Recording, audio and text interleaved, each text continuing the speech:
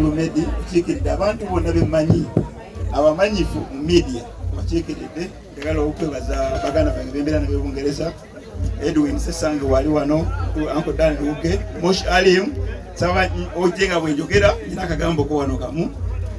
njagala okwaniriza family yange kusaidia omukyala weri family yange kusaidia waka weri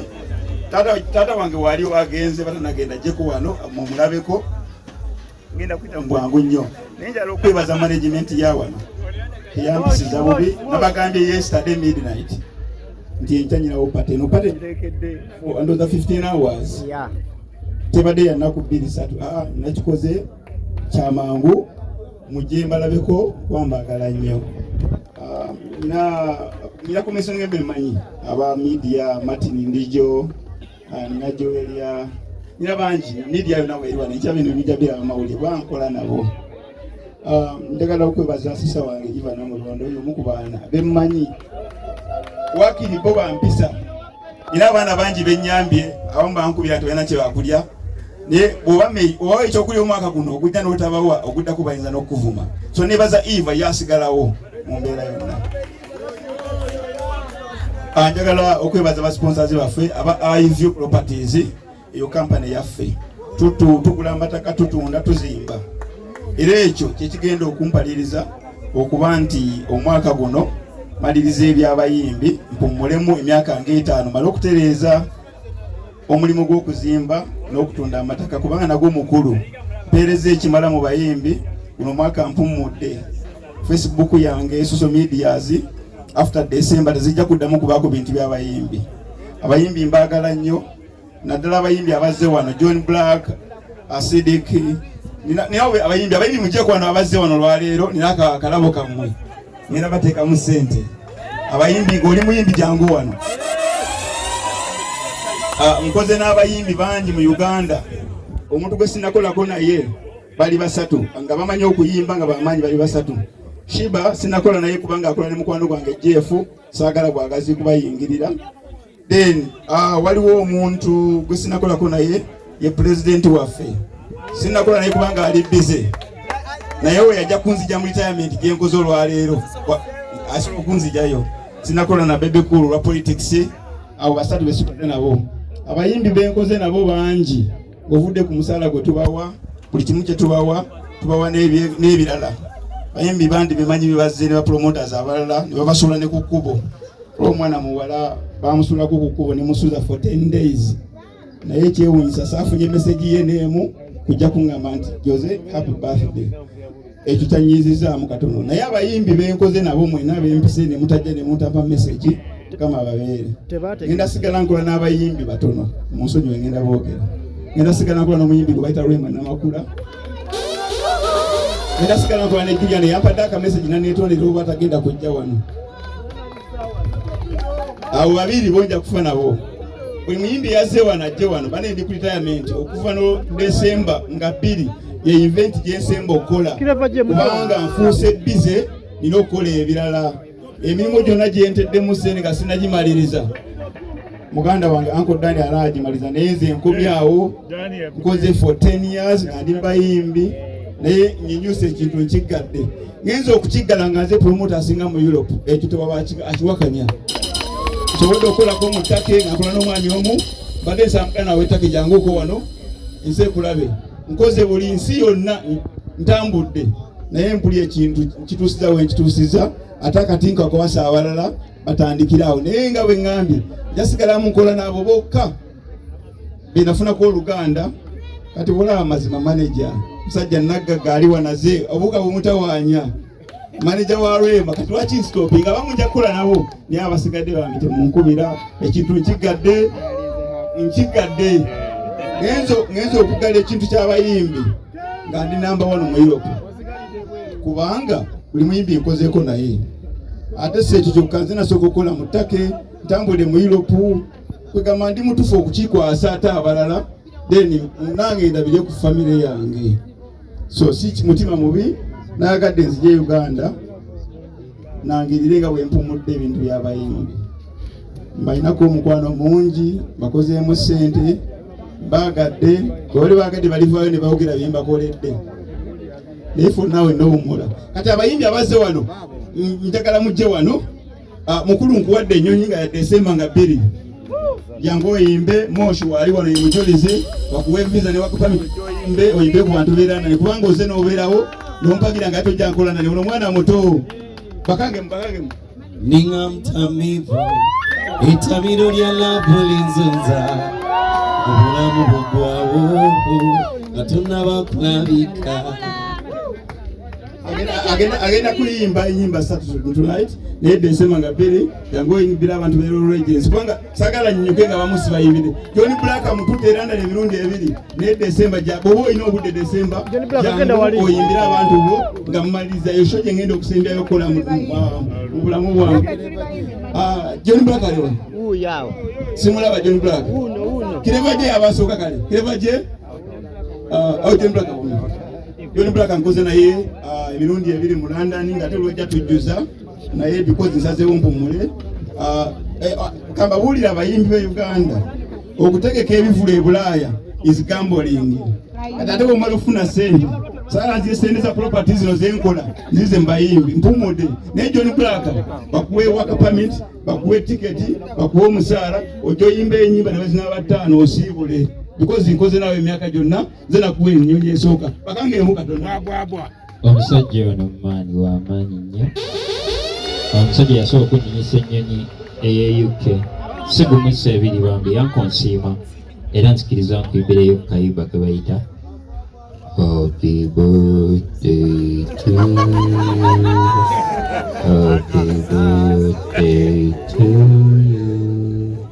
happy birthday dear daddy, happy birthday to you. I love you. John Black ampebaza anko dano nonsonyi wabayimbi Desemba bajja kuba banjiko n'abantu b'e Bulaaya bakeereko bana bato bange njagadde bajje bayimbe bakye ekivulu kyensembyayo okukola mpumulemuko nsobola okukola emirimu n'okulabira famire yange. Kireva gye yolwedde ali ku line up era tumulanga ono muganda wange abadde amaze emyaka kayimba bayira ovedese omala ekivulu ky'e Bulaaya nakuwayo akamotoka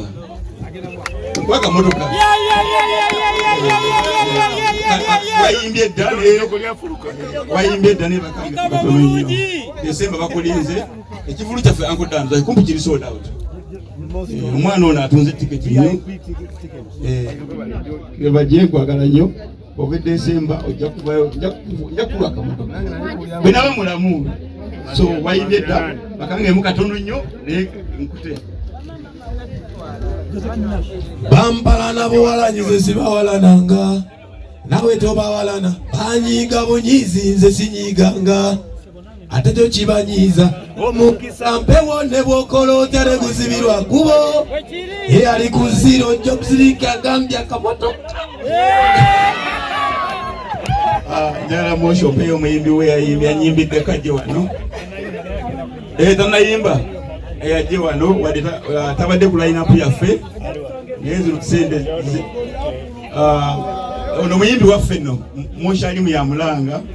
Moshi tabayimbi bwe natuka kujja Bulaaya wagambye tewalaba wamu ku time naye nsaba ku sente zange buli azze ku pate yange bano abaana bajje bayimbe ku mukolo gwa Ssemakula event ya Ssemakula myaka 46 naye sente bwe ziri bajje batuyimbiremu katono bakangemu so abantu bakangemu kati n'oluvannyuma. Blessing. I'm your soldier, I wanna be your soldier, yeah, mwambale kombati, tumweleke yo kumabali, mufune kombati, tuwele wao kumabali, ularamas, Ronnie on this one, say, na. Yeah, my name is Ronnie. Muyimbi waffe wadde nditayali nze Desemba 2 Moshi bawaya abalimu nja kusigala mbawulizaako nja kuyimba mbwale namulondo aliwo namulondo buli lwema bajja e London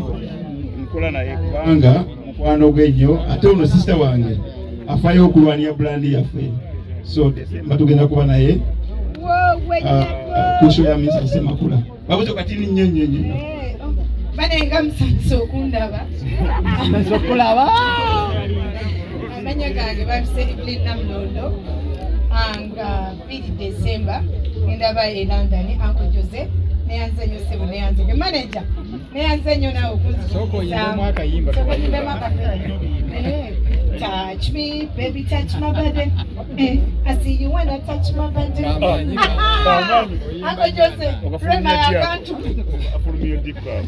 mbula yanya abaza bangamuyimi ngaliwa naye mwe mukikola muteyo no mwe mweyagala nga Adamu ne Hawa nze negomba ekintu ekyo nyono nze naye kiryoka I'm gonna try era kino kye bayita last chance nze guno gwe mulundi ogusemba webigana sibidira manajawo amaze emyaka nga 3 nga yansaba ntwale nembeera bize netubeera bize nekira tubawa time tubetegereze naye bwenkulabye ngozesa kusaabayise nokajoze tukwagala nnyo tewali nsonga lwaki sikuteka mbukadde 5 nojoyimbira ku bantu beera nani so oli omu ku bantu passport yo giweereze mukulu Moshi ojobayimbireko Desemba kimalirize nga ate simwe mbakoze ki mbakutteko ani azibeza baweddeyo abayimbi nze bampita Power Kid era nga ndi musanyufu nnyo ekirooto kyange kyali kya just kukulabako bulabi naye kireva gye yanzikiriza nenzija naye nenzija nenkulabako era nenkuyimbirako kinsanyusiza nnyo nnyo era nensalawo nyembemu kano akayimba kange kenakubamuko naye nekireva gye amaaso kati bagakanudde ekituufu kati nze ngaludde kye bwe bankoke mamidde pawa bwe gaba magye galudde gwe kambalaga ebyengaludde mujja kikakasa nze dokita ntambula kirasta nga pasita abaana bageto ku luno njabata pawa ndi mugumu nnyo nga tulakita ngendeera waggulu nga helikopita happy birthday to you happy birthday to you bami badde musanyufu okujja wano enzi kulaba nawe oli omu kubakigera tambula nabo abayimbi babadde bayimbe alakumbuza kubuuza amanya gange ze Tsunami Big esebo mukulu Jose watusindikidde akameseji ne Sky Soja era wakuba ntubadde tetunafuna mukisa gwa stage naye nga tugenda nabisobola ddamu beera mugumu pipopo wa majego magumu beera mugumu tuli mabega ogeto ngomo beera mugumu atabisobola tuveemu ffe tuli bagumu kana akayimba kamuze yafumukevu kavudde mba abantu abageto bewasaako enkofu itake wafuuka kasenti buli omu mwenyeevu nga happy birthday to you happy birthday to you happy birthday dear Jose happy birthday to you njagala obebaze mubale nnyo abalala besogeddeeko mujja kuntuukirira tunyembe 2-3 ngenda kusiibuza muganda wange omupromota zino zabasinga mu Uganda ababuuzeeko nenkiddamu nga 2 December nditayalinga obutaddamu kweyingiza mintu by'abayimbi sigamba nti sibagala naye nkoze kyekukola kati kanti abamawulire kisula mwena batwala mulundi ku Bulaaya tambulanga mpolampola naye mwimuyite kusaidia iView kampani yaffe fe tusinga okulunda amataka mutuwagire that side tujja kulanga nammwe